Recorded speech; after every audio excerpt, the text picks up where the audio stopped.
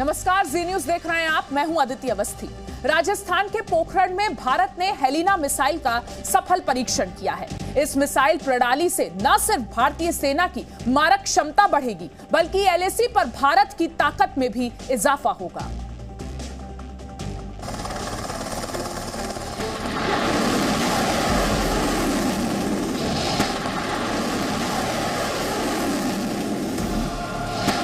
ये है Helena missile. दागो और भूल जाओ।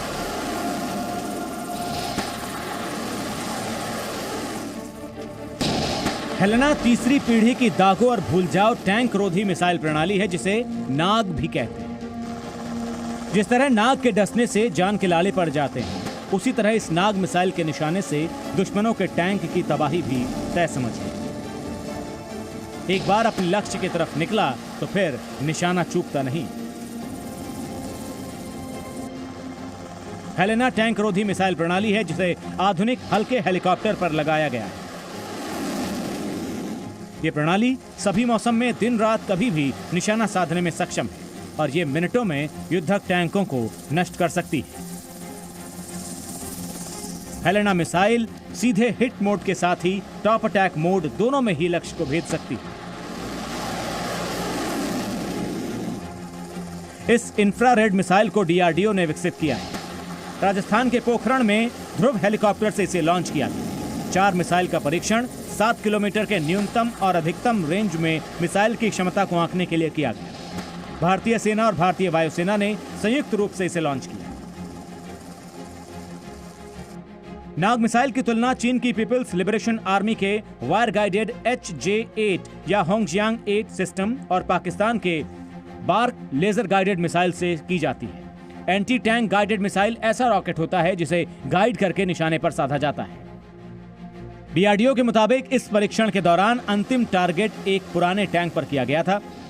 इस एंटी टैंक मिसाइल का पिछले 5 दिनों से परीक्षण किया जा रहा था और आज इसका आखिरी परीक्षण किया गया। इस परीक्षण के बाद हेलेना भारतीय सेना में शामिल होने के लिए तैयार है। चीन के साथ एलएसी पर चल रहे तनाव के बीच आने वाले वक्त में हेलेना की भूमिका अहम रहने वाली है। ब्यूरो रिपोर्ट, जी मीडिया।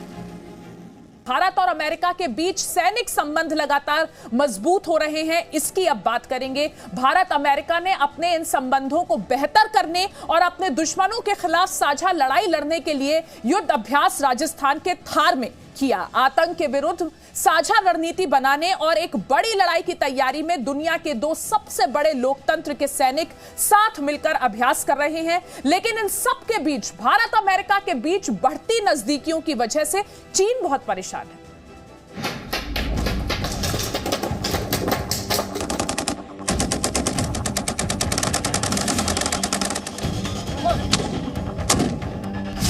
भारत अमेरिका की दोस्ती चीन को लगी मिर्ची।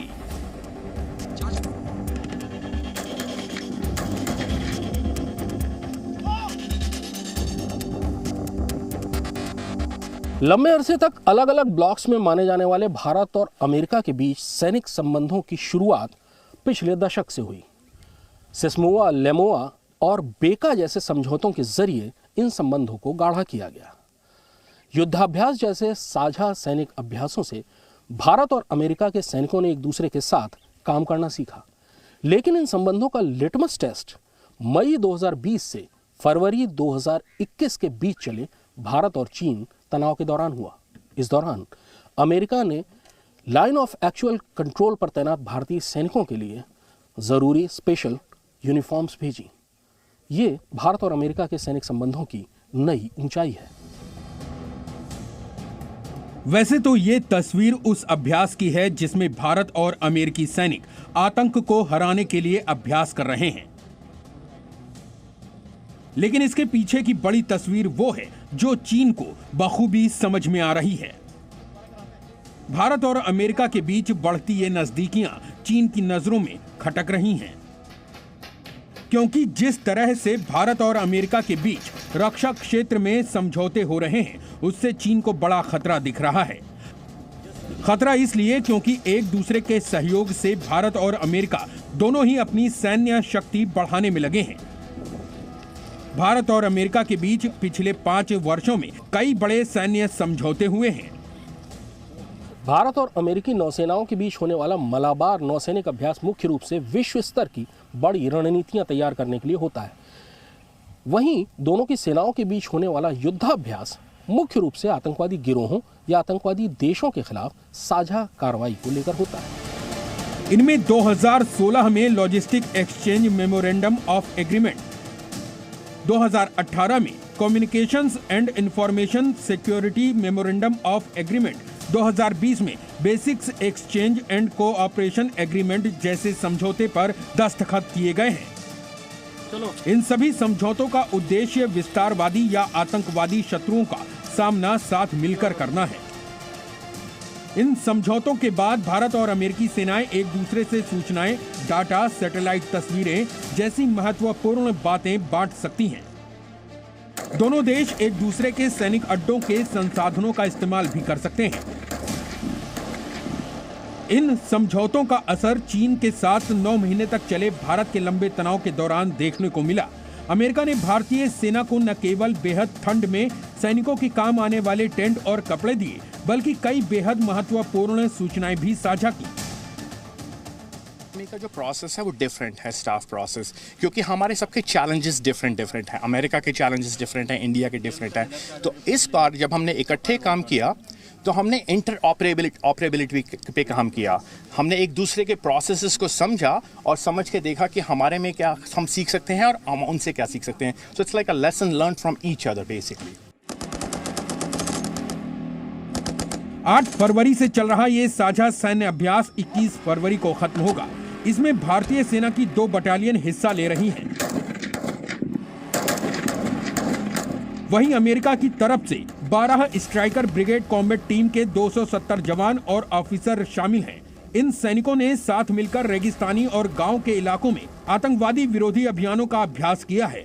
अमेरिकी सेना काफी लंबे वक्त से दुनिया के अलग अलग हिस्सों में आतंकवाद के खिलाफ कार्रवाई में लगी है। वहीं भारतीय सेना ने कई दशकों तक देश के ही अलग अलग हिस्सों में फैले आतंकवाद का कामयाबी से मुकाबला किया है।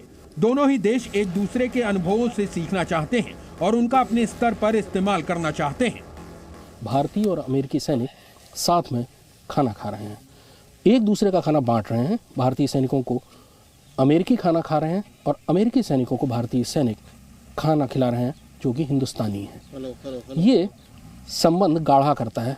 सैनिक अभ्यास, साझा सैनिक अभ्यास इसीलिए ज़रूरी होते हैं क्योंकि उससे सैनिक एक दूसरे के साथ रहने, काम करने और खाने पीने के तरीके सीखते हैं जो भविष्य में किसी बड़ी लड़ाई में बहुत काम आते हैं। Presenting V News app available on Google Play and App Store. Download it now.